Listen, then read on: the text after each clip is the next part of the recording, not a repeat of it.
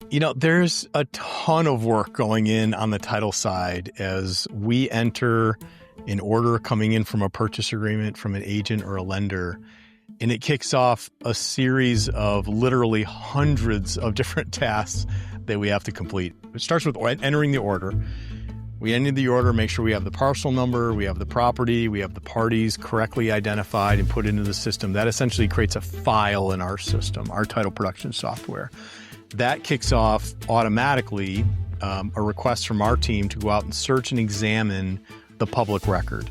On a residential deal, that's a 40-year requirement. On most commercial, that's 100 years going back into the public record and looking at ownership vesting, chain of title on the property, liens, encumbrances, mortgages, and that search of the public record and the examination of the documents leads to our ability to create the title commitment.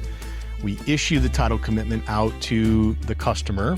Say it's a builder, developer, agent, mortgage lender, attorney, and then that will identify a series of things. Most importantly, requirements that need to be addressed for us to ensure the transaction, whatever the transaction may be, purchase, refinance, construction. And then also just confirming, current vesting, proposed vesting, the property legal description, parcel number, those types of things. It also includes exceptions that the policy will not insure for, standard utility easements, that type of thing. And then after the title commitment, the requirements have been identified and we start to work through clearing those, we start the escrow side. So it's like two sides of the business.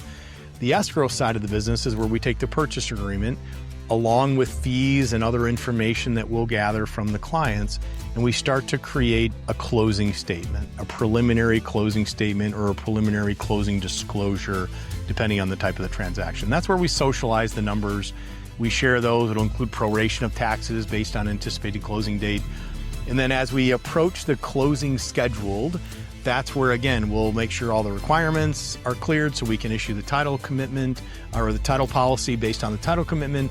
And then the final numbers, we call them, the final closing statement, the final closing disclosure, if there is one, will be issued, approved, and then we get to close. So the closing, you might think, oh man, we're just waiting for that closing date. Back that up, there's hundreds of different tasks and automations on a title provider standpoint, especially Sun Title, that goes into making a closing look smooth and easy. But there's certainly a lot to it, and we love it.